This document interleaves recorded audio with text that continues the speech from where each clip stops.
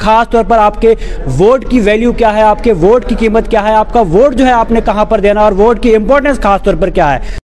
Vote की बहुत ज़्यादा अहमियत है। अगर हम वोट दें तो उसकी इम्पोर्टेंस सिर्फ उसको पता होती है जो मतलब कि जो इस फील्ड में गया हो।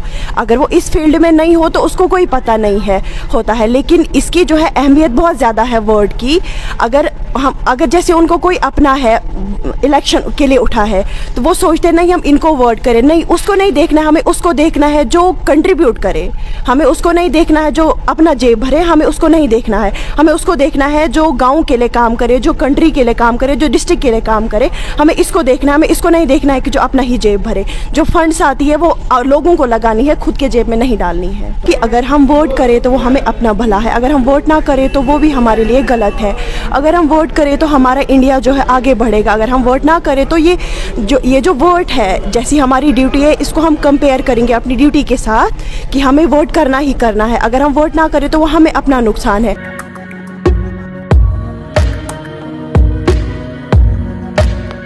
भारत में साइमल्टेनियस चुनाव यानी कि राज्यों के चुनाव और केंद्र के चुनाव जो होते हैं, आपके लोकसभा और सभी राज्यों के विधानसभा के चुनावों को एक साथ कराने पर विचार करेगा। हम ये जानेंगे ये मुद्दा है क्या, इसकी आवश्यकता क्या है। चुनावों की जो प्रक्रिया है भारत में वो सतत चलती रहती है। जैसे इस साल अभी कुछ दिनों पहले विधानसभा चुनाव हुए थे कर्नाटक वगैरह के, आपने देखा होगा। और अभी इस साल ही दिसंबर आते आते दोबारा से कुछ राज्यों में चुनाव हैं। अगले महीने 1-2 महीने बाद फिर 4 राज्यों में चुनाव हैं। छत्तीसगढ़ में है और राजस्थान में है, मध्य प्रदेश में है, कुछ बड़े बड़े राज्यों में एक बार फिर से चुनाव है। तो होता क्या है, कभी भी देश में चुनाव कराना जो होता है यह एक बड़ी महंगी प्रक्रिया होती है। यह बात तो आपको पता होगी कि भारत जैसे बड़े लोकतंत्र में हर चुनाव को कराने में हजारों करोड़ रुपए का सरकार का खर्चा होता है। प्रशासनिक असुविधाएं होती हैं वो अलग, ठीक है। तो इस बात को लेकर हमेशा से विचार किया जाता रहा कि क्यों ना भारत में हम चुनाव फिक्स कर दें। 1952 में जब भारत में पहली बार चुनाव हुए तब क्या हुआ कि लोकसभा के चुनाव जो कि केंद्र सरकार के लिए होते हैं और सभी राज्यों की विधानसभा के चुनाव, भाई भारत में जितने भी राज्यों के विधानसभा चुनाव उस समय होने थे ये सारे के सारे एक साथ कराए गए। मतलब आपने पोलिंग बूथ बनाया, आपने वोट डालने के लिए स्टेशन बनाया, तो वहां पे व्यक्ति के सामने 2 मतपेटियां थी। एक मतपेटी जो थी वो केंद्र की सरकार के लिए थी, लोकसभा चुनाव के लिए। दूसरी मतपेटी अपने राज्य की विधानसभा के चुनाव के लिए थी, ठीक है। तो व्यक्ति ने ऐसे चुनाव वहां पर कर दिए, इस तरह से व्यक्ति ने वोट डाले, सही रहा, कोई दिक्कत नहीं है। शुरुआत में केंद्र सरकार ने भी अपना कार्यकाल पूरा किया, राज्य सरकारों ने भी अपना कार्यकाल पूरा किया और 4 बार तक चुनाव ऐसे ही चलते रहे। यानी कि 1952 से लेके 1967 तक, 1952 के, 1957 के, 62 के, 67 के, ये चारों चुनाव जो हैं ये ऐसे ही हुए कि केंद्र सरकार के चुनाव यानी कि लोकसभा चुनाव और विधानसभा चुनाव जो हैं ये साइमल्टेनियसली हुए, एक साथ हुए। उसके बाद क्या हुआ, ये केंद्र सरकार ने केरल की सरकार को बर्खास्त कर दिया। अब केरल की सरकार जो है वो मध्य अवधि में बर्खास्त हो गई, तो उसके बाद क्या हुआ, आपको केरल में चुनाव पहले कराने की आवश्यकता हो गई। 60 के दशक के मध्य आते आते क्या हो गया कि धीरे धीरे बहुत सारे राज्यों में गैर कांग्रेस सरकारें बन गई, क्योंकि उसके पहले क्या था, पूरे देश में कांग्रेस का ही राज था। केंद्र में भी कांग्रेस की सरकारें होती थी, राज्यों में भी कांग्रेस की सरकारें होती थी। लेकिन 60 के दशक का अंत आते आते बहुत सारे राज्यों में गैर कांग्रेसी सरकारें बन गईं और इन सरकारों का केंद्र से विवाद रहने लगा। और उस समय भारत का संघीय ढांचा बहुत मजबूत नहीं था, तो केंद्र सरकार जो है वो धड़ल्ले से राज्य सरकारों को बर्खास्त करती रहती थी।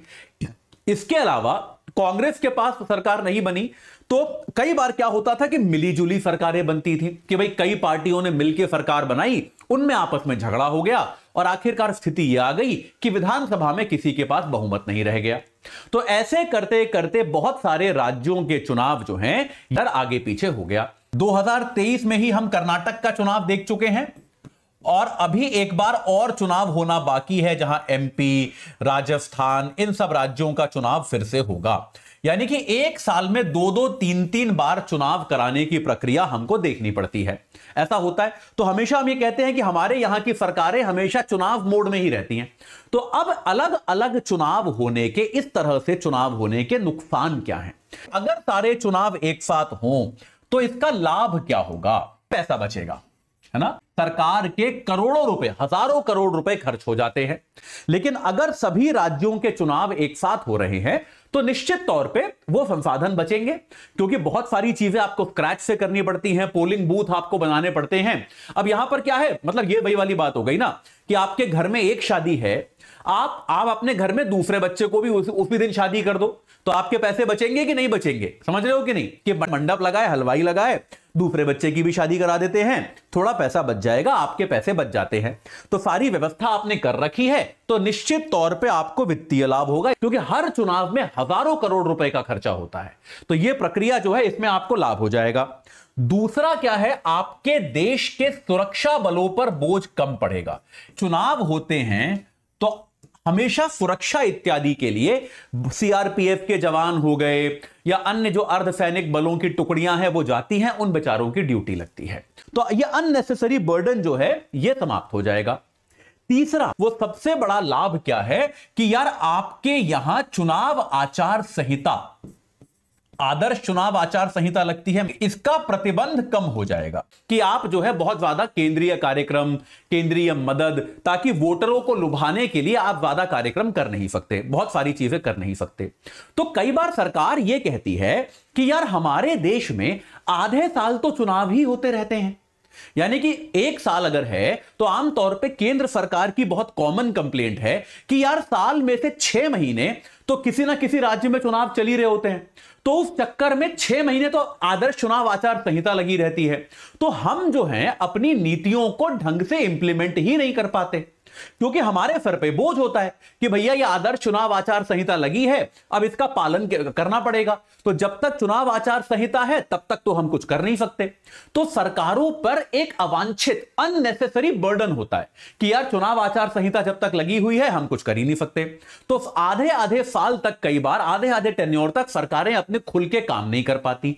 इसके अलावा कई बार क्या हो, एक तो हो गया आचार संहिता, दूसरा चुनाव के लोभ में सरकारें कई बार कठोर निर्णय नहीं ले पाती। केंद्र सरकार को ऐसा निर्णय लेना पड़े कि यार कुछ हमें इनकम टैक्स बढ़ाना है, एग्जाम्पल के लिए बता रहा हूं, बस मान लीजिए ऐसा एक निर्णय लेना पड़े, तो क्या वो केंद्र सरकार ले सकती है? उसको क्या लगेगा, यार 2 महीने बाद ना 4 बड़े बड़े राज्यों में चुनाव है, तो यार फिर वहां राज्यों का वोटर नाराज हो जाएगा, कुछ दिन रुक जाते हैं। लेकिन क्या उसके बाद चुनाव खत्म हो जाएंगे? ये चुनाव खत्म होंगे, 4 महीने बाद कहीं और चुनाव होंगे। तो हमेशा कहीं ना कहीं चुनाव की साइकिल ही चल रही होती है। उससे क्या होता है, कई बार सरकार जो है वो कठोर निर्णय लेने में चूक जाती है, कठोर निर्णय जो है वो ले नहीं पाती।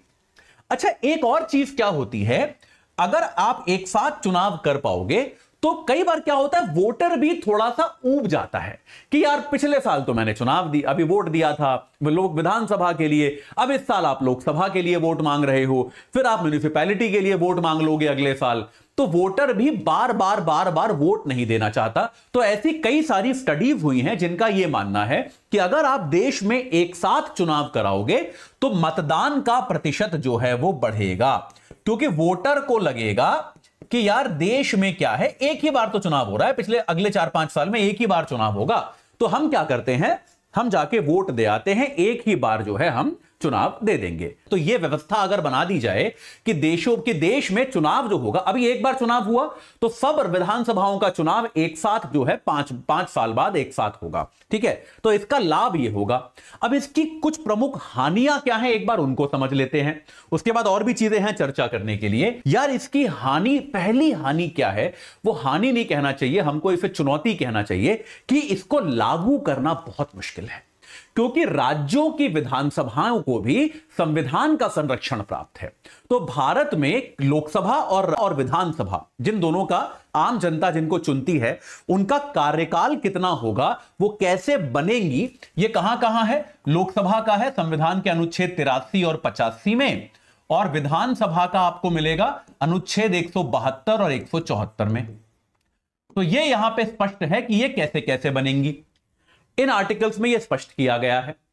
तो अगर आपको यह करना है तो आपको क्या करना पड़ेगा, इन सारे संविधान के जो आपके ये चारों अनुच्छेद हैं, इन चारों में संशोधन करना पड़ेगा।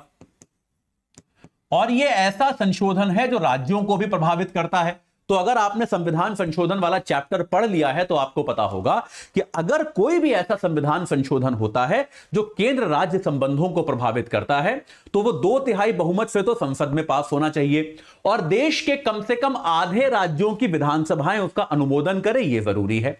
तो पहली चीज तो यह है कि संशोधन लगेगा, इसको इंप्लीमेंट करना आसान नहीं है।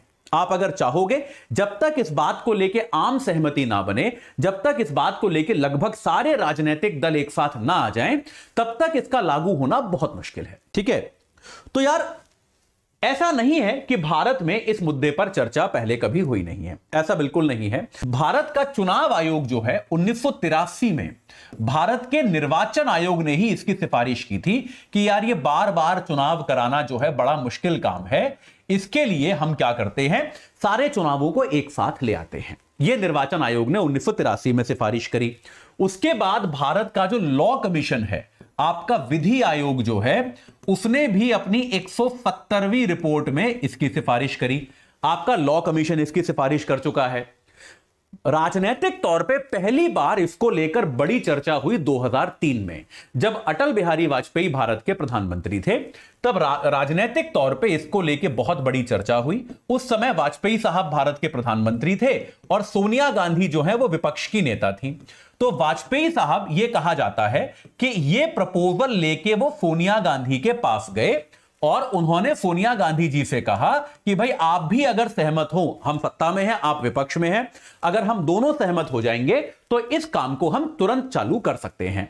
लेकिन इस पर कुछ आगे हुआ नहीं। यह कहा जाता है कि सोनिया गांधी भी इसमें इंटरेस्टेड थी, लेकिन उसके बाद फिर 2004 में चुनाव ही आ गए, तो फिर सरकार बदल गई, उसके बाद कुछ ज्यादा हुआ नहीं। लेकिन वाजपेयी साहब जो है वो इसमें इंटरेस्टेड थे, वो ऐसा करना चाहते थे।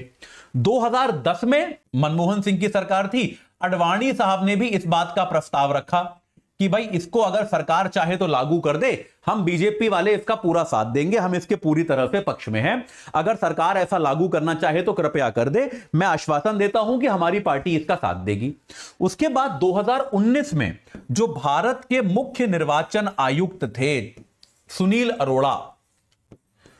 अरोड़ा ने एक बार इस बात को कहा कि यार ये हमें करना चाहिए, हम अब एक इतनी मैच्योर डेमोक्रेसी हैं कि इस तरह की प्रक्रिया हमको लेकर आनी चाहिए। ठीक है, तो भारतीय जनता पार्टी ने, बीजेपी ने 2014 में भी और 2019 में भी दोनों बार अपने चुनाव घोषणा पत्र में यानी कि मैनिफेस्टो में इस बात को डाला था कि यार ये प्रक्रिया हम लागू करेंगे, ये प्रक्रिया हम लेकर आएंगे।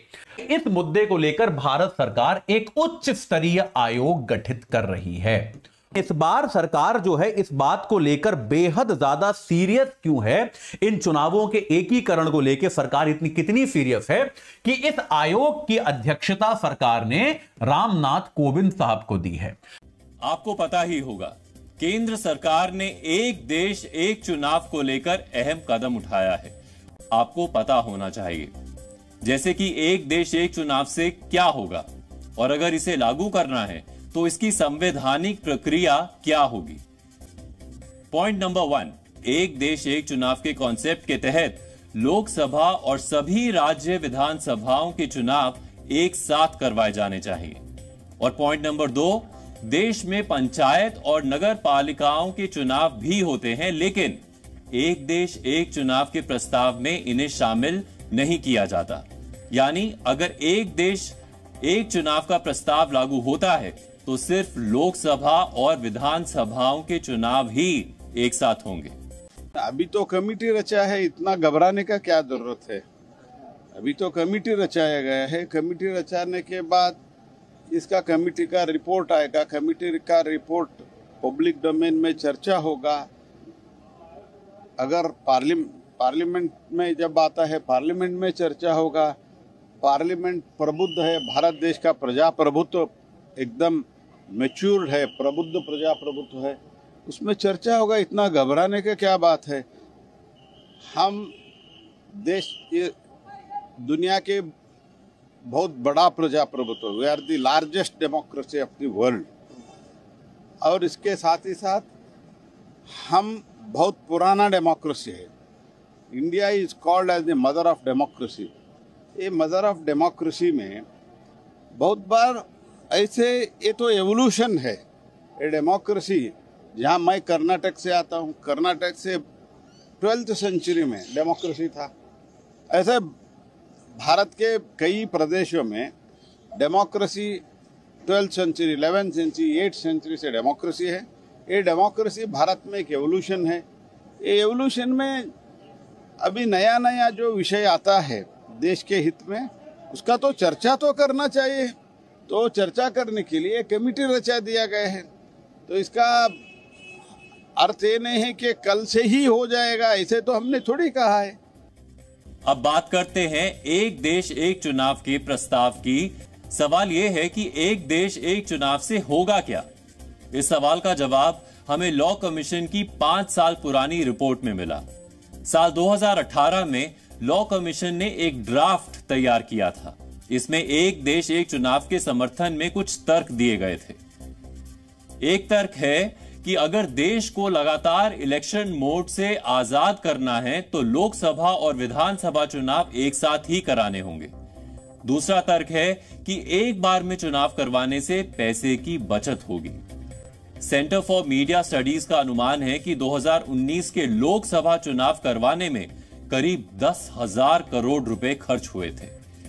तीसरा तर्क है कि सरकारी नीतियां बेहतर तरीके से लागू होंगी। चौथा तर्क है कि सरकारी मशीनरी पूरा साल चुनाव की तैयारियों में जुटे रहने के बजाय विकास के कार्यों पर फोकस कर सकेगी। आपने भी महसूस किया होगा कि जब भी चुनाव आते हैं तो सरकारी स्कूलों के शिक्षकों से लेकर अलग अलग विभागों में काम करने वाले सरकारी कर्मचारियों की ड्यूटी चुनावों में लगा दी जाती है। इसके अलावा साल भर अलग अलग राज्यों में चुनावों के दौरान भारी संख्या में पुलिस और सुरक्षा बलों की तैनाती भी करनी पड़ती है। ये सब तामझाम देखकर शायद आपके मन में भी कभी तो आया होगा कि ये रोज रोज के झंझट के बजाय एक बार में ही चुनाव करवा लिए जाएं तो इसमें क्या दिक्कत है। एक चुनाव एक नेशन में यह फायदा होगा कि एक तो हमारे जो चुनाव पे खर्चे होते हैं वो कम हो जाएंगे। वोटर्स को बार बार जाना नहीं पड़ेगा। हमारे जो सीनियर लीडर हैं जो चुनाव के लिए समय समय के लिए प्रचार करने जाते हैं वो नहीं करना पड़ेगा उनको, एक ही बार में प्रचार हो जाएगा। तो वो अपना ज़्यादा समय जो है गवर्नेंस इशू पे लगा पाएंगे। तो मेरा ऐसा मानना है कि पहले पार्लियामेंट्री स्टैंडिंग कमेटी ने भी रिपोर्ट दिया, लॉ कमीशन ने भी एक बार अपनी रिकमेंडेशन में ये बात कही थी कि अगर मान लीजिए किसी असेंबली के चुनाव जो हैं 6 महीने के अंदर अंदर होने वाले हैं लोकसभा के चुनावों के पास, तो उनको साथ साथ कराने के लिए हमें प्रावधान करना चाहिए। लेकिन अभी तक उसको लेकर के संविधान में कोई ऐसा संशोधन नहीं किया गया है। संविधान निर्माताओं ने वन नेशन वन इलेक्शन का प्रावधान पहले से ही कानून में और संविधान में रखा था और इसीलिए 1952 में, 1957 में, 1962 में, 1967 में वन नेशन वन इलेक्शन की तर्ज पर विधानसभा और लोकसभा चुनाव एक साथ हुए। 67 के बाद ये आउट ऑफ सिंक होते चले गए और फिर पूरे साल इलेक्शन चलता रहा। अब वही स्थिति बनी हुई है। इलेक्शन कमीशन ने इसमें सुधार लाने के लिए 82-83 में सुझाव दिया था भारत सरकार को कि अगर ये अमेंडमेंट आप कर दें तो हम वन नेशन वन इलेक्शन फिर से लागू कर सकते हैं, लेकिन वो सुझाव पर कार्रवाई नहीं हुई। इसके बाद 2015 में सरकार ने इलेक्शन कमीशन से पूछा कि क्या वन नेशन वन इलेक्शन फिर से करना संभव है, तो इलेक्शन कमीशन ने भारत सरकार को बताया कि बिल्कुल संभव है और हम करा सकते हैं अगर संविधान में संशोधन हो जाए, लोक प्रतिनिधित्व अधिनियम 1951 में संशोधन हो जाए और हमें ईवीएम वीवीपैट जो पर्याप्त नहीं है उनकी मैन्युफैक्चर और खरीदने के लिए पैसा हो जाए और पर्याप्त संख्या में पैरामिलिट्री फोर्स मिल जाए, तो ये पॉसिबल होगा और इलेक्शन कमीशन इसको कराने में सक्षम होगा। संवैधानिक विशेषज्ञों के मुताबिक अगर एक देश एक चुनाव को लागू करना है तो 3 शर्तें पूरी करनी होंगी। पहली शर्त, संविधान में कम से कम 5 संशोधन करने होंगे। दूसरी शर्त, कम से कम 50% राज्यों को भी संवैधानिक संशोधनों पर रजामंदी देनी होगी। और तीसरी शर्त, संवैधानिक संशोधनों के बाद संसद में बहुमत से बिल को पास करवाना होगा, जिसे समझने के लिए हमने संविधान विशेषज्ञ PDT आचार्य से बात की है। देखिए, बेसिकली 172 आर्टिकल जो है उसमें बदलाव लाना पड़ेगा, क्योंकि 172 जो है वो एक स्टेट असेंबली का जो कार्यकाल है, ड्यूरेशन है, उसके बारे में है वो। तो उसमें कहते हैं कि अनलेस सोनर डिसॉल्व, मतलब अगर पहले आप असेंबली को भंग नहीं किया है तो इसका कार्यकाल 5 साल तक है। तो इसका मतलब है 5 साल पूरा होने से पहले आपको भंग कर सकते हैं, ये तो है। लेकिन कब भंग करेंगे, वो तो प्रैक्टिकल प्रॉब्लम लाएंगे ना। तो इसलिए 172 में इनको उसको अमेंड करना पड़ेगा, और फिर शायद 356 को भी अमेंड करना पड़ेगा। फिर देखना है कि कौन कौन से और आर्टिकल्स है, लेकिन बेसिकली ये जो आर्टिकल्स है इसमें अमेंडमेंट लाना ही पड़ेगा इनको। ये संविधान में संशोधन की जो प्रक्रिया है वो है, बिल आते हैं और जो मेजॉरिटी है वो स्पेशल मेजॉरिटी होती है, बहुमत। इसमें ये है कि जो टोटल मेंबरशिप है सभा का, जो मेंबरशिप है उसके majority plus 2/3 of the members present and voting, जो मेंबर्स मौजूद होते हैं और वोट देते हैं उनके 2/3, ये दोनों चीज़ें हैं, ये स्पेशल मेजॉरिटी है। और खरा उतरना होगा, हैं इन सब का समर्थन हासिल करना, हाँ हासिल करना पड़ेगा। वो भी इतना आसान नहीं है क्योंकि राज्यसभा में थोड़ा सा प्रॉब्लम है इनका। और स्टेट असेंबली कॉन्स्टिट्यूशन को अमेंड नहीं कर सकता, ओनली पार्लियामेंट ही कर सकता है। लेकिन किसी किसी मामले में स्टेट असेंबली की मंजूरी ज़रूरी है। आधे जो स्टेट्स है, 50% स्टेट्स की मंजूरी ज़रूरी है। वो जो प्रस्ताव पर डिपेंड होता है, बट नॉर्मली जो सेंटर, केंद्र और जो राज्य है, इनके बीच का जो रिलेशनशिप है वो लेजिस्लेटिव रिलेशनशिप है और एग्जीक्यूटिव रिलेशनशिप है। इन दोनों में कोई फ़र्क, कोई अमेंड करना हो तो उसमें 50% असेंबलीज की मंजूरी ज़रूरी है। और फिर और किन किन चीज़ों पर मंजूरी चाहिए वो तो उसमें 368 में विस्तार से कहा गया है। वो तो हाई कोर्ट के बारे में हो या फिर दूसरी कई चीज़ें होती हैं उसमें, लेकिन उस अगर मंजूरी चाहिए या नहीं ये डिपेंड होता है, जो प्रस्ताव लाएगा गवर्नमेंट उस पर डिपेंड होता है। एक साथ चुनाव का कानून बनाने में कई तरह की संवैधानिक और व्यवहारिक बाधाएं हैं, लेकिन ऐसा नहीं है कि ये हो नहीं सकता। इसका उदाहरण तो खुद भारत ही है, जहां पहले एक साथ ही चुनाव होते थे और अभी भी दुनिया के कई देशों में एक साथ ही चुनाव करवाने की परंपरा है। ब्रिटेन में हाउस ऑफ कॉमन्स स्थानीय चुनाव और मेयर चुनाव साथ में होते हैं। दक्षिण अफ्रीका में संसद, विधानसभाओं और नगर पालिकाओं के चुनाव भी एक साथ होते हैं। इंडोनेशिया में राष्ट्रपति और लेजिस्लेटिव इलेक्शन साथ करवाए जाते हैं। स्वीडन में भी हर 4 साल में आम चुनाव के साथ काउंटी और नगर पालिकाओं के चुनाव एक साथ होते हैं। इसके अलावा जर्मनी, फिलीपींस, ब्राजील समेत कई अन्य देशों में भी एक साथ ही सारे चुनाव होते हैं। तो जो अन्य देशों में हो सकता है वो भारत में भी हो सकता है। अगर एक देश एक चुनाव लागू हो गया तो कई व्यवहारिक सवाल भी होंगे, जैसे कि अगर एक साथ चुनाव हुए और किसी राज्य में त्रिशंकु विधानसभा की स्थिति बन गई तो क्या होगा? अगर किसी राज्य की सरकार अविश्वास प्रस्ताव के जरिए समय से पहले गिर गई तो क्या होगा? ऐसे कई सवाल हैं जिनके जवाब मिलना अभी बाकी है और अभी तो सिर्फ प्रस्ताव तैयार हुआ है। सवाल यह भी है कि भारत जैसे बड़े और दुनिया में सबसे ज्यादा आबादी वाले देश में क्या एक साथ चुनाव करवाना सही भी है या नहीं? इन सवालों के जवाब जानने के लिए ही आज सरकार ने समिति का गठन किया है। भाइयों बहनों लिख के रखिए, मोदी तो क्या, बीजेपी तो क्या, स्वयं बाबा साहब आम्बेडकर भी इस संविधान को नहीं बदल सकते हैं।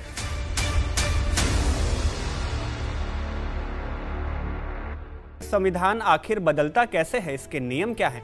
एक और सवाल है कि वो कौन सी चीजें हैं जो संविधान में बदली जा सकती हैं।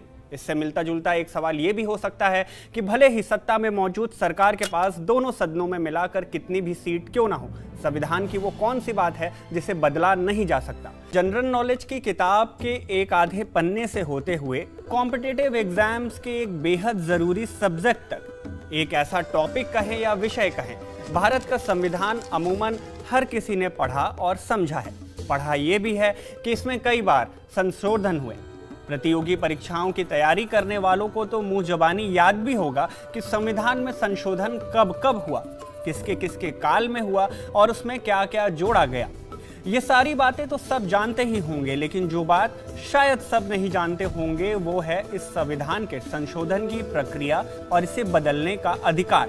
ये अधिकार किसके पास होता है, कैसे मिलता है और क्या क्या बदला जा सकता है और क्या नहीं।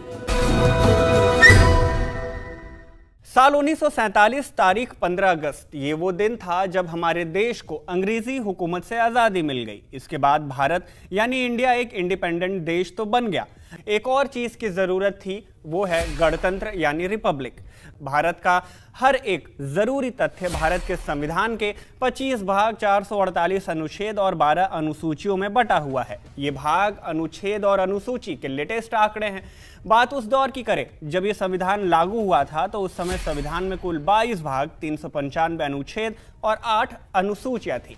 अब इस आंकड़े से एक बात तो साफ हो गई कि तब से लेकर अब तक संविधान के अलग अलग हिस्सों में बदलाव हुए, तभी इनके आंकड़े भी बढ़ गए। समय समय पर जैसे समाज में बदलाव होता गया, नियमों और कानूनों में भी बदलाव की मांग उठती गई। इसी के साथ देश के संविधान में बीते 63-64 सालों में कुल 105 बार संशोधन यानी बदलाव किए गए। अब देश के संविधान में संशोधन कैसे होगा, ये बात खुद संविधान में ही लिखी गई है। संविधान के अनुच्छेद यानी आर्टिकल 368 में बताया गया कि देश की संसद के पास शक्ति होती है कि वो देश के संविधान में संशोधन कर सकती है। आर्टिकल 368 के तहत संसद को संविधान के प्रावधानों को जोड़ने या हटाने की विशेष शक्ति दी गई है, जिसमें संसद के दोनों सदनों के साथ ही साथ राज्य के विधान सभाओं की भी सहमति की जरूरत होती है। देखिए, जब भी देश में कोई ऐसा नियम लाना हो जिसे संवैधानिक रूप से कानूनी मान्यता दी जाए या फिर किसी नियम में बदलाव करने हो जिसके बारे में पहले से ही देश के संविधान में लिखा गया हो, तो ऐसे मामलों में सबसे पहले देश की संसद में उस विषय पर एक बिल पेश करना होता है। इसी तरह से बिल को राज्यसभा में भी पास कराना होगा। कोई भी बिल स्पेशल मेजोरिटी से तभी पास होगा जब मौजूदा सांसदों में से कम 2/3 सांसद पक्ष में वोट डालेंगे। मतलब ये कि लोकसभा में अगर 543 सांसद चुने गए हैं तो कोई भी बिल स्पेशल मेजोरिटी से पास तभी माना जाएगा जब इसे लोकसभा के 543 सांसदों में से 272 या उससे ज़्यादा सांसदों की सहमति मिल जाए। ऐसे फेडरल स्ट्रक्चर में बदलाव के लिए संसद की स्पेशल मेजोरिटी के साथ जरूरत होती है राज्यों के विधानमंडल के मेजोरिटी की भी। इसमें जिस तरह से संसद के सभी सदस्यों के आधे से ज्यादा सांसदों से बिल पर मंजूरी लेनी होती है, उसी तरह राज्य के विधानमंडलों में भी आधे से ज्यादा राज्यों के विधानमंडल की सहमति लेनी होगी। इसे समझने के लिए आप जीएसटी के लिए संविधान संशोधन को समझ सकते हैं। ये भी एक संवैधानिक संशोधन के तहत लागू हुआ था, लेकिन ये संशोधन सिर्फ संसद में पारित होने से लागू नहीं हुआ।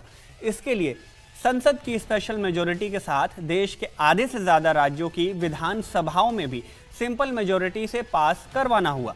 यह संशोधन का एक ऐसा तरीका है जिसके जरिए संविधान के अनुच्छेद 368 मतलब कि संविधान में संशोधन करने के लिए संसद की शक्ति को भी बदला जा सकता है। लगभग हर तरह के संशोधन के लिए अलग अलग मेजोरिटी है। इसमें एक बात तो साफ है कि संविधान निर्माताओं के मन में एक चीज साफ थी कि समय के साथ संविधान में बदलाव होता रहना चाहिए, लेकिन इसका प्रोसेस इतना डिफिकल्ट जरूर बनाया जाए कि सभी दलों में सहमति बने बिना संशोधन न हो सके। अब यहाँ एक सवाल उठता है कि अगर ऐसे संविधान बदला जा सकता है तो क्या कोई सरकार जिसके पास संसद में स्पेशल मेजोरिटी हो, मतलब लोकसभा में 245, राज्यसभा में 123 सांसदों को मिलाकर कुल 368 से ज़्यादा सांसदों की संख्या हो और देश के राज्यों में भी आधे से ज़्यादा में उनकी सरकार हो, तो क्या पार्टी संविधान को पूरे तरीके से बदल सकती है?